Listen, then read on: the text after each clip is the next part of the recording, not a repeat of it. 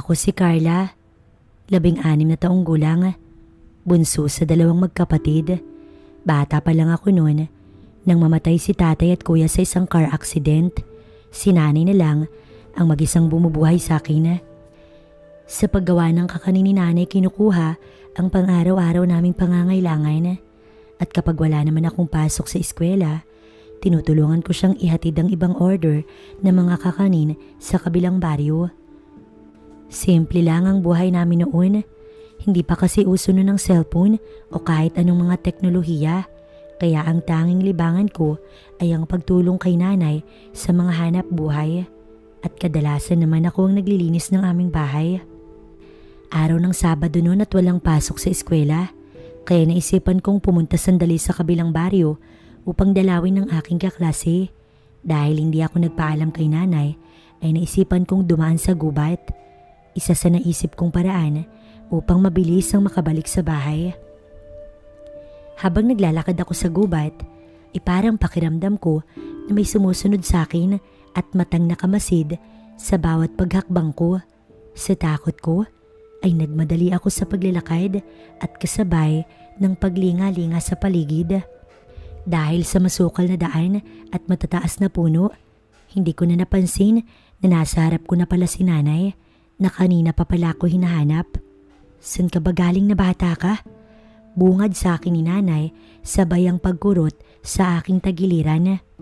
Nay, galing po kasi ako sa kabilang baryo. Dinalaw ko lang naman po yung kaklase ko. Paliwanag ko habang nakahawak sa aking tagiliran. Ano? Sa kabilang baryo? Alam mo bang kanina pa ako naghahanap sa'yo? Inis nitong sabi, sabay turo sa kabilang baryo. Nay, pasensya na po. Sagot ko dito. Hindi ka talaga nadadalang bata. Alam mong delikado yung daan dito. Ilang beses na kitang pinagsasabihan, parang hindi ka nagtatanda. Galit ang tono ni nanay. Nay, kasi shortcut po dito kaya dito po ako dumaan. Dagdag ko pa rito. Madadali talaga yung buhay mo kapag hindi ka pa nagtanda. Hala sige, uwi na. Pagsigaw na sabi ni nanay. Alam kong galit sa akin si nanay, kaya hindi ako nagpaliwanag at sumunod na lang sa kanya. Mag-aalas 7 na ng hapon, ako ang naiwan sa aming kusina upang hugasan ng mga plato na aming pinagkainan. Napatigil ako bigla sa aking ginagawa sa pakiramdam ko'y may taong nakatayo sa aking likuran. Nang lingunin ko ay wala namang tao. Nak, tapos ka na ba dyan? Pasigaw na tanong ni nanay. Nooy nakaupo sa aming sala. Malapit na po ako, Nay. Huwag mong kalimutang patayin ang ilaw dyan. Baka makalimutan mo na naman. Paalalang sabi ni nanay. Opo, Nay. Sagot ko naman dito. Ang pinto, isarado mo ng maigi. Dagdag pa ni nanay. Opo, sagot ko ulit. Nang makatapos na ako sa paghuhugas ng mga plato, ay agad kong sinara ang pinto sa aming kusina at pinatay ang ilaw. Kasunod nito ang pag-akyat ko sa aming kwarto upang makapagpahinga na. Kinabukasan, dahil sa wala pang pasok sa eskwela, inutusan ako ni nanay na maghatid ng order na kakanin sa kabilang baryo.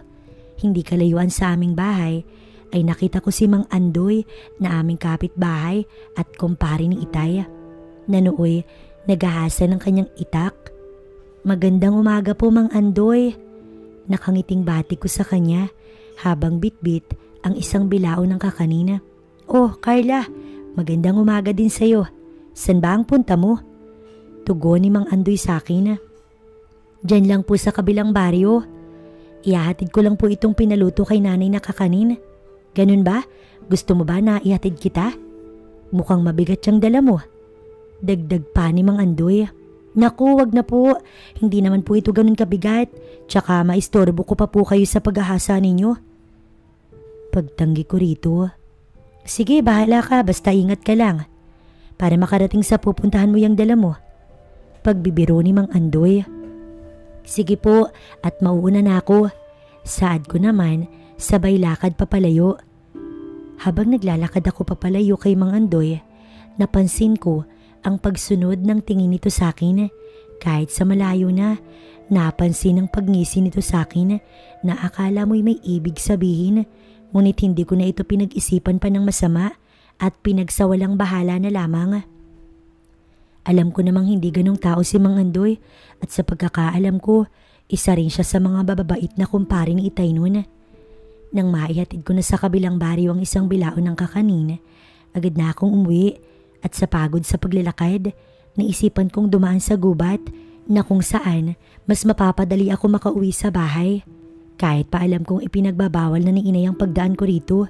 Bukod kasi sa masukal at matataas na puno rito, napakadelikado talagang dumaan rito lalo na't mag-isa lamang. Sa pag-aalala ko na baka makita ulit ako ni inay rito, ay patakbo kong lumakad sa gubat dahilan para hindi ko mapansin ang pagsulpot ng isang lalaki. Tapos mula sa isang damuhan, sa gulat ko'y napahinto ako. Sa wakas at natsyempohan din kita. Ani Lester na siya palang galing sa damuhan, sabay mabilis na paghawak sa aking braso. Ano ba Lester? Bitawan mo ko, nasasaktan ako. Pagpupumiglas ko dito. Matagal na kitang nililigawan pero hanggang ngayon hindi mo pa rin ako pinapansin. Gigil na sabi nito, sabay hila sa aking braso. Ano ba? Galit na sabi ko, sabay bitaw sa bilaong daladala. Alam mo bang matagal na kitang sinusundan kaya hindi ko palalampasin ang pagkakataong to. Tono ng boses niya na parang walang magandang gagawin. Kaya halika, sumama ka sa akin. Dagdag pa nito, sabay hatak sa aking braso. Sa lakas ng pagkahatak ni Lester sa akin, nawalan ako ng balanse sa pagkakatayo. Kaya naging dahilan ito upang mahatak niya ako sa masukal na bahagi ng gubat. Ngunit bago pa nito magawa ang masamang balak sa akin, may isang tinig kaming narinig mula sa di kalayuan. Bitawan mo siya. Pasigaw na tono ng boses nito. Lumingali nga kami sa paligid upang hanapin kung saan nanggagaling ang boses na yun. Nang biglang may isang lalaki ang lumitaw mula sa malaking puno, hindi kalayuan sa kinasasaglakan. Bibitiwan mo siya o itataga ko sa itong bagong hasa kong itak? Sambit ulit nito na may banta ng pananakot, kasabay ng paghawak sa hawakan ng itak na nakasukbit sa kanyang bewang. Hindi pa tayo tapos, Carla. Banta ni Lester sa akin na animoy takot na kumaripas ng takbo. Na mga sandaling yun, kaba ang tangi kong nadarama. Walang tigil na pagkabog ang aking dibdib. Mabuti na lang at dumating si Mang Andoy na sa pakawari ko nangangahoy ng mga sandaling yun. Mabuti na lang at hindi nagawa ni Lester ang masamang balak niya sa akin. Agad naman ako nilapitan ni Mang Andoy at inabot ang bilao kong dala. Nasaktan ka ba? Tanong nito sa akin na bakas ang pag-aalala. Salamat po't dumating kayo. Baka kung hindi, baka ano na pong nangyari sa akin ngayon. Sabi ko na puno ng pasasalamat. Siya, sige, ihahatid na kita sa inyo. Sagot ni Mang Andoy. Hindi na ako nagsalita at lumakad na lamang pauwi ng bahay. Siya namang pagsunod sa likuran ko ni Mang Andoy upang ihatid ako pauwi ng bahay. Nang makarating na kami, pinaupo ko muna si Mang Andoy upang makapagpahinga't sabay abot ng isang basong tubig. Salamat, Carla. Sa susunod na may bumastos pa ulit sa'yo, sabihan mo lang ako, ha? Saad ni Mang Andoy. Salamat po. Sagot ko rito. Ang tigas talaga ng ulo mong bata ka. Di ba sabi ko sa'yo, huwag ka na ulit dadaan sa gubat na yun? Sabat ni nanay, sabay lapit sa akin na kanina pa pala nakikinig sa usapan namin ni Mang Andoy. Nay, pasensya na po. Sagot ko kay nanay. Sige, mauuna na ako. Pagpapaalam ni Mang Andoy, kasabay ng pagtayo sa kanyang kinauupuan. Kinagabihan, habang abala ko sa paghuhugas ng aming pinagkainan, biglang lumapit sa akin si nanay. Nakangiting umupo sa lamesa at nakatitig sa kinatatayuan ko. Bakit po kayo ganyang makatingin sa akin, Nay? Tanong ko kay nanay na nooy patapos na sa aking ginagawa. Talagang ang dalaga ka na. Sayang nga lang at hindi na makikita ng itay mo yung pagdadalaga mo. Malungkot na tono ang boses ni nanay. Sayang nga po, Nay. Sana kasama pa natin sila ngayon. Naalala ko nga noon, nag-aaway kayo ng kuya mo kasi lagi kang karga-karga ng itay mo. Balik tanaw pa ni nanay. Naalala nyo na naman ang itay at ang kuya. Ako man din po kung minsan naaalala ko sila. Bata pa kasi ako noon nang mawala sila. Sayang at hindi na nila makikita yung pagdadalaga mo. Bakit po kasi ang aga nilang nawala? Ang sarap sigurong maranasan na may tatay at kuya. Yung palaging may magtatanggol sa'yo. Nangihinayang na tanong ko. Kaya ikaw, palagi kang mag-iingat. Lalo na't parehas na lang tayong babae dito. Anak, iba na ang panahon ngayon. Pagpapaalala ni nanay. Habang nag-uusap kami ni nanay, ay may maingay kaming narinig mula sa labas. Tila tunog ng natumba na lata. Kaya natigilan kami ni nanay at sinilip kung anong ingay na yun. Nang makita namin walang tao o kahit ano yung naroroon. Dahil medyo madilim na rin ang gabi.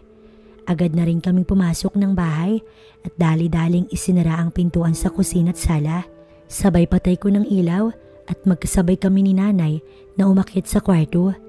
Nang sumunod na araw, naisipan kong dalhan si Mang Andoy ng ulam. 3 kilometro lang yung layo mula sa bahay namin. Naabutan ko itong nagsisibak ng kahoy, banda lamang sa labas ng kanyang bahay. Mang Andoy! Bati ko rito. Carla, anong atin? Ano ba yung dala mo? Gulat na tanong ni Mang Andoy sa akin. Dinalhan ko po kayo ng pananghaliang ulam. Ilagang baboy luto ni nanay. Nakangiting sagot ko rito. Ganun ba? Teka, at kukuha ko ng masasalinang lagayan. Dagdag pa ni Mang Andoy. Wag na po, ipaghahain ko na lamang po kayo at mukhang hindi pa po kayo nanananghalian. Pabirong sabi ko dito. Pasensya ka na Carla, hindi pa kasi ako nakakapagsaing. Natatawa nitong sabi. Wag na po kayong mag-alala at ipagsasaing ko na rin po kayo. Pabirong sagot ko naman. Umiti na lamang si Mang Andoy sa sinabi na parang nakulitan na yata sa akin.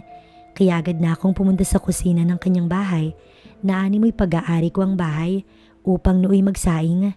Naiwan naman si Mang Andoy sa labas at patuloy pa rin sa pagsibak ng kahoy.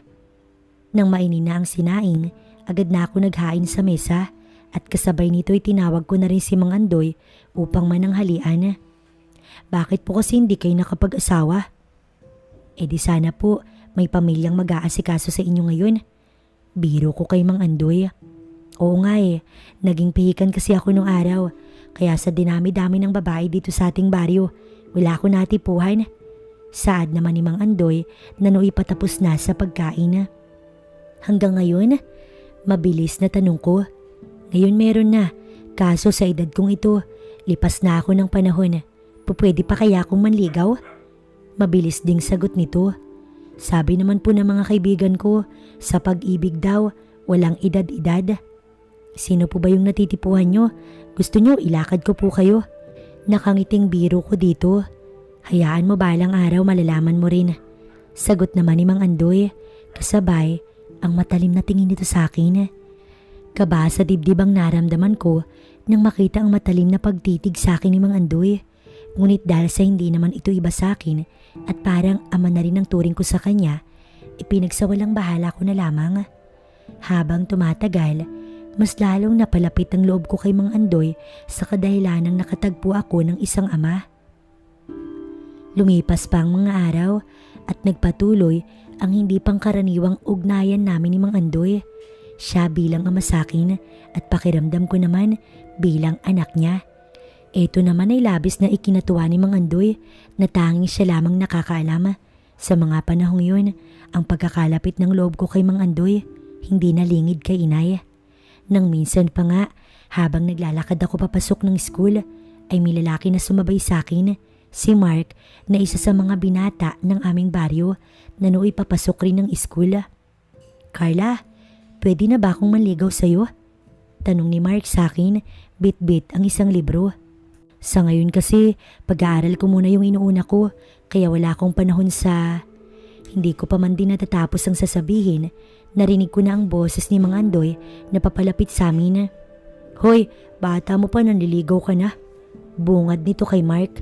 Hindi naman po Mang Andoy. Anong hindi? Inis na sagot ni Mang Andoy. Sige po at mauuna na ako. Pagpapaalam ni Mark sa amin sa takot na baka magalit si Mang Andoy. Nang makalayo na sa amin si Mark, napangiti na lang bigla dahil sa nakita kong takot sa mukha ni Mark. Salamat po Mang Andoy. Pasasalamat ko rito. Mabuti pa kaya ako na maghahatid at magsusundo sa'yo para hindi ka na ginugulo ng kulokoy na yun. Saad ni Mang Andoy. Mabuti pa nga po, kaya tara na po at baka mahuli na po ako sa klase ko. Nakangiti namang sagot ko. Nagpatuloy na kami ng paglalakad patungo sa aking paaralan habang nakaakbay ang kamay ni Mang Andoy sa aking balikat. Mula noon, palagi na ako hinahatid at sinusundo ni Mang Andoy kaya wala ni isa ang nagtatangkang lumapit man lang sa akin sa takot na makita sila ni Mang Andoy. Anak, panatag naman ako na may palaging nagbabantay at nagsusubaybay sa'yo. Ang pinag-aalala ko lang, baka tuluyan ng layuan ka ng mga kalalakihan at hindi maging normal ang pagdadalaga mo. Pag-aalalang sabi ni nanay. Bata pa naman po ako, Nay, at wala pa po sa isip ko yung magpaligaw. Sagot ko naman dito. Sa pag-uusap namin ni Inay ay biglang dumating si Mang Andoy na may sunong-sunong na panggatong ng kahoy. Pinasalamatan naman ito ni Nanay. Bukod kasi sa may magagamit na kami sa pagluluto ng paninda, ay hindi ako mahihirapan na maghanap pa nito sa kakahuyan. Habang tumatagal, nag-iiba ang nakikita ni Nanay sa mga kilos ni Mang Andoy. Madalas niya itong makita na matalim ang pagtitig sa akin. At minsan na may 3 beses niya itong nahuling nakatayo malapit sa aming palikuran sa tuwing ako'y naliligo para bang may sinisilip. Mula noon, labis na ang pag-aalala sa akin ni Nanay at sa pagiging malapit namin ng kumpare niya. Palagi niya akong pinapaalalahanan na mag-ingat kay Mang Andoy. Subalit bulag ako nun sa katotohanan dahil ang akala ko totoo yung pagmamalasakit na pinapakita niya sa akin. Unti-unti kong nakita ang tunay nitong intensyon sa akin nang makilala ko si Eric na nag-aaral at ngayon nakapagtapos na ng kolehiyo sa Maynila. Muling nagbabalik bayan sa aming probinsya. Sa una pa lamang naming pagkikita, nagpakita na ng intensyon si Eric ng pagkagusto sa akin na siya ko namang ikinatuwa ngunit hindi ito sa kanya pinahalata. Sino ba naman kasing babae yung hindi magkakagusto sa kanya? Bukod kasi sa magandang lalaki na may pinag-aralan pa at may maganda na ring trabaho. Hanggang sa naulit pa ng naulit ang aming pagkikita at nagpasya na nga itong manligaw sa akin. Araw-araw niya akong dinadalaw sa aming bahay at dinadalhan ng mga mamahaling bulaklak at tsokolate. Hindi nagtagal, sinagot ko na ito na kaming dalawa lamang ang nakakaalam. Maging kay Nanay, nilihim ko ang aming pagiging magkasintahan. Sigurado ka? Hindi mo na natin ipapaalam sa nanay mo yung relasyon natin? Tanong sa akin ni Eric. Ayoko lang na mag-isip siya. Sagot ko naman dito. Paano kung malaman niya sa iba? Nag-aalala nitong sabi. Wala namang ibang nakakaalam. Paano niya malalaman? Nag-aalala ding sagot ko. Baka kasi magalit siya kung sakaling malaman niya pa sa iba. Wala namang ibang nakakaalam maliban sa ating dalawa, Eric. Pwera na lang ko ipapaalam mo. Inis na sagot ko. Pero nagkamali ako. May isang tao pala ang lihim na nakasubaybay sa amin ni Eric. Isang tao na noon pala ay may pagnanasa sa akin. Nang mabatid ni Mang Andoy ang maganda naming ugnayan ni Eric, ay abot langit ang galit nito sa akin kaya nagawa niya sa akin ang makamundo niyang pagnanasa. Isang umaga, habang papasok na ako sa eskwela, napadaan ako hindi kalayuan sa bahay ni Mang Andoy at napansin niya ako kaya agad na tinawag. Sandali ko tong nilapitan. Carla! Tawag nito sa akin. Siya namang paglapit ko sa kanya. Magandang umaga po Mang Andoy. Magandang umaga din. Mabilis na sagot niya. Ano po bang atin Mang Andoy? Nagmamadali kong sabi. May gusto lang sana ako itanong sa'yo. Seryosong sagot niya sa akin. Ano po yun? Takang sagot ko naman. Halika muna sa loob sandali at baka may makarinig. Yaya nito sa akin. Importante po ba yan? Baka pwedeng mamaya na lang po pag-uwi ko galing school. Diba? May lihim kayong relasyon ni Eric? Seryosong sabi nito. Sabay ang paglakad papasok ng kanyang bahay. Paano niyo po nalaman? Gulat na sagot ko. Nang makalakad na to papasok ng kanyang bahay, ay siya namang pagsunod ko. Sa takot na baka malaman ni Nanay, ay tinungo ko ito upang pakiusapan sana dahil panigurado na magagalit sa akin si nanay kapag nalaman niya na naglilihim ako sa kanya. Bakit naglilihim ka? Bungad ni Mang Andoy sa akin pagkapasok ng kanyang bahay. Mang Andoy, wag po muna sana makakarating kay nanay. Buong pag-aalalang pakiusap ko dito. Bakit nagsinungaling ka? Bakit mo ko niloloko? Pasigaw na sabi nito na parang galit. Hindi ko po kayo niloloko. Mahinahong sagot ko. Bakit nagpapaligo ka sa iba nang hindi ko alam? Sasaktan ka lang ng mga yan. Lulukohin ka lang. Inis na sabi pa nito. Bakit? Masama ba na magpaligaw ako? Alam ko po na nagmamalasakit kayo sa akin dahil parang pangalawang ama na yung turing ko sa inyo. Pero buhay ko na po ito. May karapatan ako magdesisyon para sa sarili ko. Paliwanag ko rito. Hindi mo ko naiintindihan. Galit na sagot nito, sabay hablot sa aking braso at hatak papasok ng kanyang kwarto. Buong lakas niya akong hinila papasok ng kanyang kwarto, kaya kahit magpupumiglas ako ay huli na sa higpit ng pagkakahawak nito sa aking braso. Tanging kaba ang nararamdaman ko sa galit na boses nito at takot nang madala ko nito sa kanyang kwarto at itinulak palapit sa kanyang kama. Sa lakas ng pagkakatulak, napaupo na lamang ako. Sobrang takot na takot ako dahil alam kong ibang tao na ang kaharap ko, malayo sa Mang Andoy na nakilala ko. Mang Andoy, wag po. Paulit-ulit kong sinasabi, sabay ang pagtayo ko sa pagkakaupo nang itutok nito sa akin ang kanyang matalim na itak. Bago ka mapunta sa iba, ako dapat ang makakauna sa'yo. Inalagaan at binantayan kita, tapos sa iba ka mapupunta. Ibang makikinabang sa'yo. Sige na, alisin mo na yan. Gigil na sabi nito sa akin habang nakatutok ang itak na hawak niya sa akin. Huwag po, maawa po kayo sa akin. Nagmamakaawang sagot ko habang nakabalot ang aking kamay sa aking dibdib. Kahit ano pang pagmamakaawa yung gawin ko'y huli na. Desidido talaga si Mang Andoy na gawin ang makamundo niyang pagnanasa. Hiniling nito na kusang loob kong tanggalin ang mga sagabal sa akin.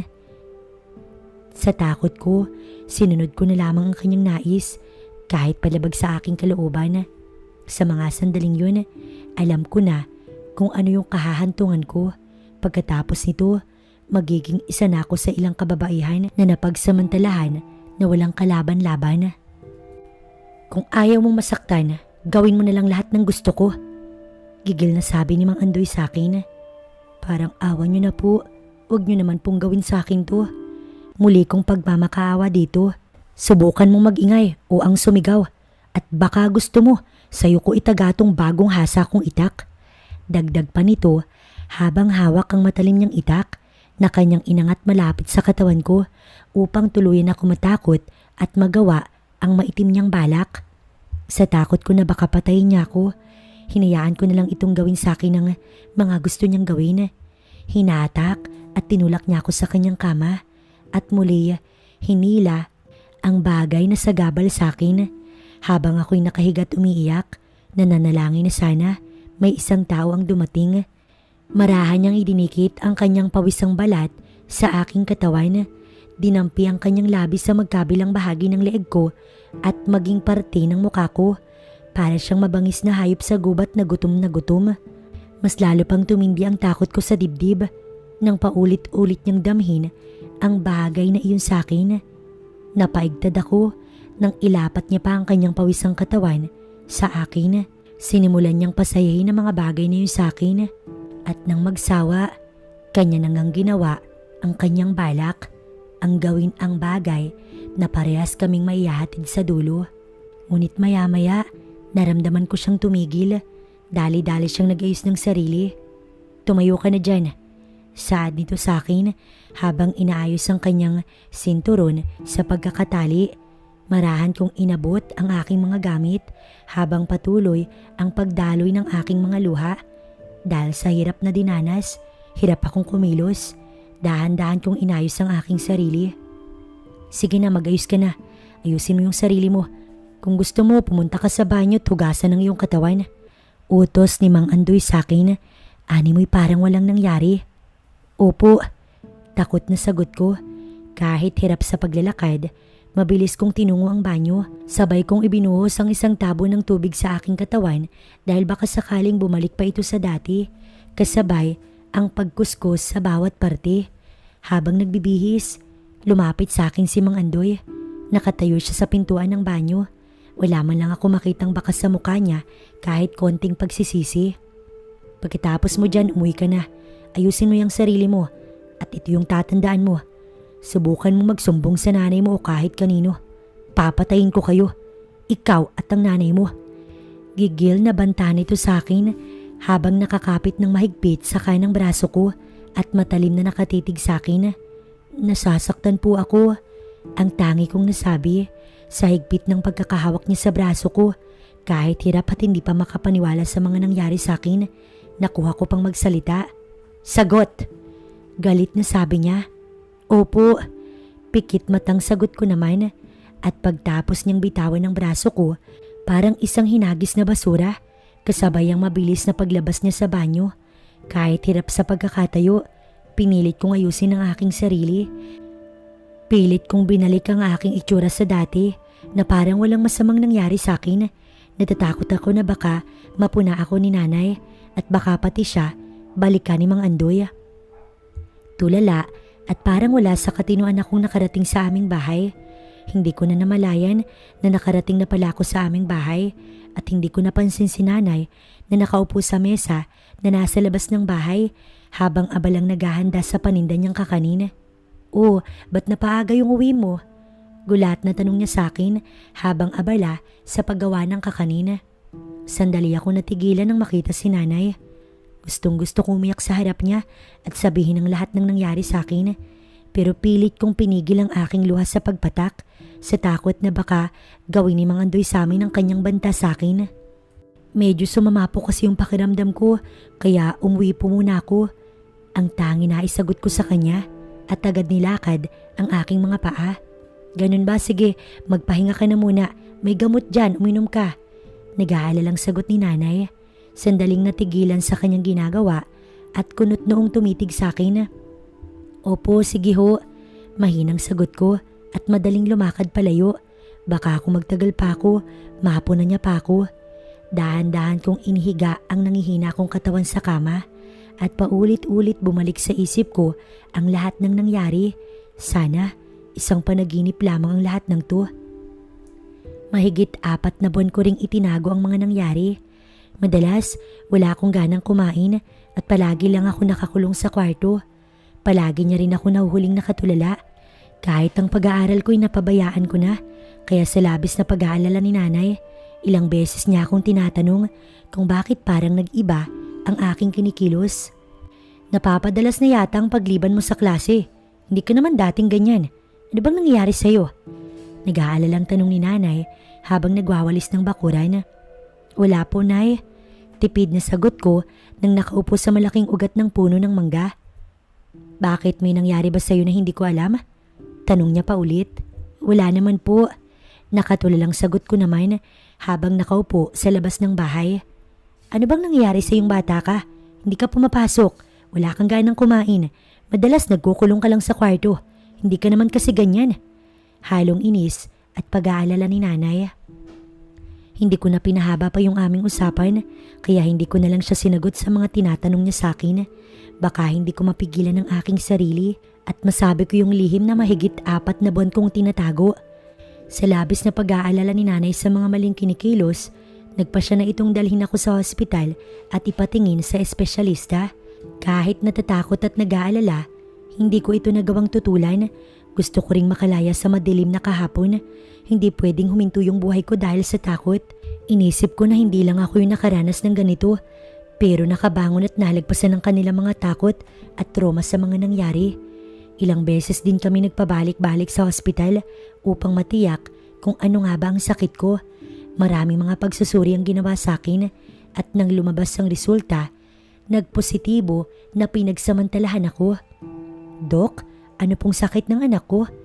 Tanong ni nanay. Sigurado po kami na pinagsamantalahan yung anak nyo. Sagot ng doktor, hawak ang isang piraso ng papel. Ano po?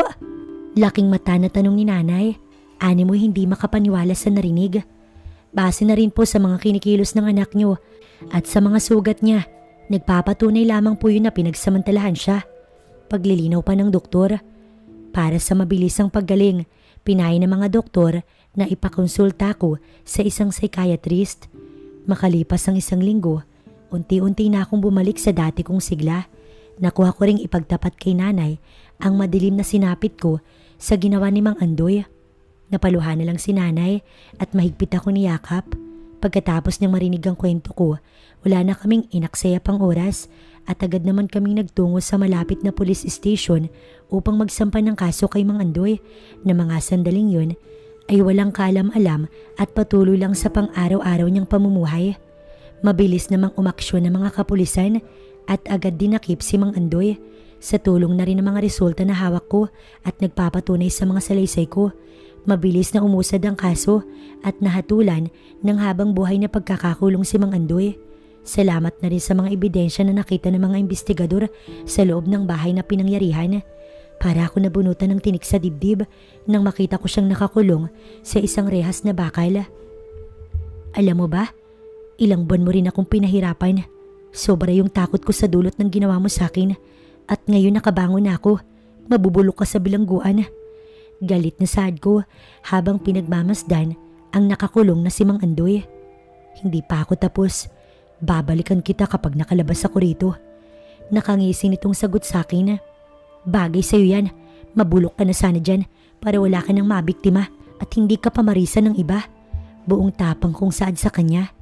Malaki ang pasasalamat ko kay nanay at kay Eric na kahit nalaman ng madilim kong nakaranasan ay tanggap pa rin nila ako. Hindi pa rin ako iniwan. Kasama ko mula sa umpisa pa lang. Kahit madalas itong wala nung panahong puno ako ng takot. Kahit malayo siya sa tabi ko, ramdam ko yung pag-aalala niya sa mga nangyari. Biglaan kasi yung pagbalik niya sa Maynila noon, kaya hindi na rin niya nagawang makapagpaalam sa akin. Pasensya na Carla at wala ko ng mga panahong kailangan mo ko. May halong pag-aalala at pagsisisi sa tono ng pananalita nito. Hayaan mo na yun, ang mahalaga ngayon ay tapos na at nasa maayos na akong kalagayan. Umuwi ako kasi nabalitaan ko kay nanay ang ginawa sa'yo ni Mang Andoy. Pagpapaliwanag niya, okay na ako ngayon at nakakulong na rin si Mang Andoy kaya wag ka na mag-alala. Pwede ka na rin bumalik sa Maynila. Ano na ba yung plano mo ngayon? Tanong niya sa akin. Hindi ko pa alam. Sandali ako natigilan at nagpasya na itigil muna yung lihim naming ugnayan. Gusto ko nang itigil yung lihim nating relasyon. Gusto ko munang unahin yung pag-aaral ko. Sana maintindihan mo. Hiling ko sa kanya. Naiintindihan ko. Basta kapag handa ka na sabihan mo lang ako. Sagot naman niya. Tumango na lang ako at lumakad na papalayo sa kanya. Nabalitaan ko na lang na lumayas na pala siya ng Maynila. Sa labis ng pag-aalala at takot na baka makatakas sa kulungan si Mang Andoy, ay baka magkaroon pa ito ng pagkakataong balikan kami at nagpasya kami ni nanay na magpakalayo at lumipat ng tirahan. Kaya magbuhat sa aming probinsya, lumuwas kami ni nanay ng Quezon at pansamantalang nanunuluyan isa sa mga malapit naming kamag-anak. Sa mga sandaling ito, nasa maayos kaming kalagayan at nakatira sa maayos na bahay.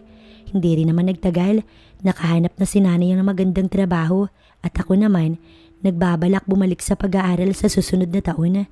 Panibagong simula, malayo sa madilim kong kahapon.